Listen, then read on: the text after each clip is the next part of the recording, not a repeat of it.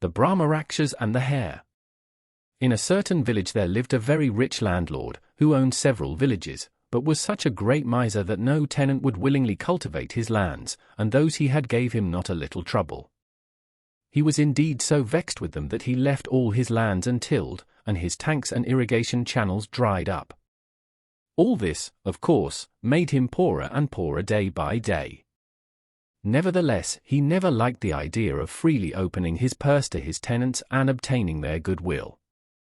While he was in this frame of mind, a learned sannyasi paid him a visit, and on his representing his case to him, he said, "My dear son, I know an incantation, mantra, in which I can instruct you. If you repeat it for 3 months day and night, a Brahmarâkshas will appear before you on the first day of the 4th month.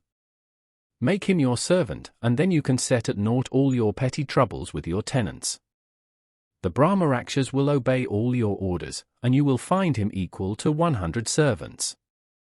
Our hero fell at his feet and begged to be instructed at once.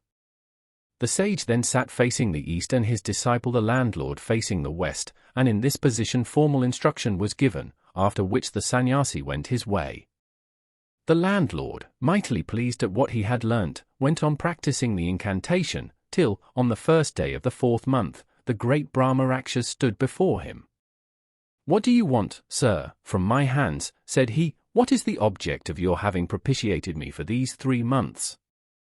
The landlord was thunderstruck at the huge monster who now stood before him, and still more so at his terrible voice, but nevertheless he said, "I want you to become my servant and obey all my commands." "Agreed," answered the Brahmarâkshas in a very mild tone, for it was his duty to leave off his impertinent ways when anyone who had performed the required penance wanted him to become his servant. "Agreed. But you must always give me work to do. When one job is finished you must at once give me a second, and so on. If you fail I shall kill you." The landlord, thinking that he would have work for several such Brahmarâkshas, was pleased to see that his demoniacal servant was so eager to help him. He at once took him to a big tank which had been dried up for several years, and pointing it out spoke as follows. "You see this big tank, you must make it as deep as the height of 2 palmyra trees and repair the embankment wherever it is broken." "Yes, my master, your orders shall be obeyed," humbly replied the servant and fell to work. The landlord, thinking that it would take several months, if not years, to do the work in the tank, for it was 2 cos long and 1 cos broad, returned delighted to his home, where his people were awaiting him with a sumptuous dinner.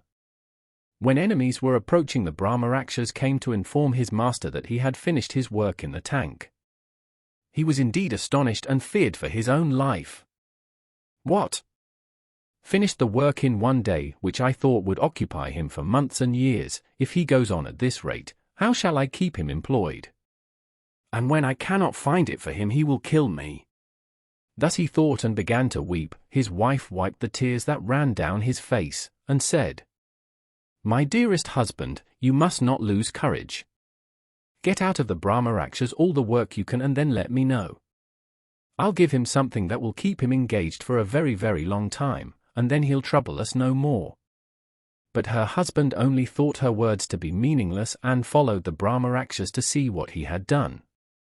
Sure enough, the thing was as complete as could be, so he asked him to plough all his lands, which extended over 20 villages. This was done in 2 gaikars.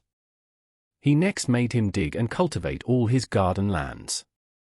This was done in the twinkling of an eye. The landlord now grew hopeless. "What more work have you for me?" roared the Brahmarâkshas, as he found that his master had nothing for him to do, and that the time for his eating him up was approaching.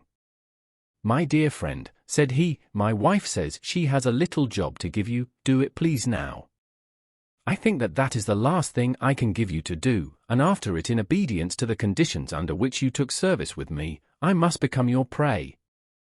At this moment his wife came to them, holding in her left hand a long hair, which she had just pulled out from her head, and said, "Well, Brahmarâkshas, I have only a very light job for you. Take this hair, and when you have made it straight, bring it back to me." The Brahmarâkshas calmly took it, and sat in a pipal tree to make it straight. He rolled it several times on his thigh and lifted it up to see if it became straight, but no, it would still bend. Just then it occurred to him that goldsmiths, when they want to make their metal wires straight, have them heated in fire, so he went to a fire and placed the hair over it, and of course it frizzled up with a nasty smell. He was horrified. "What will my master's wife say if I do not produce the hair she gave me?" So he became mightily afraid and ran away. This story is told to explain the modern custom of nailing a handful of hair to a tree in which devils are supposed to dwell, to drive them away.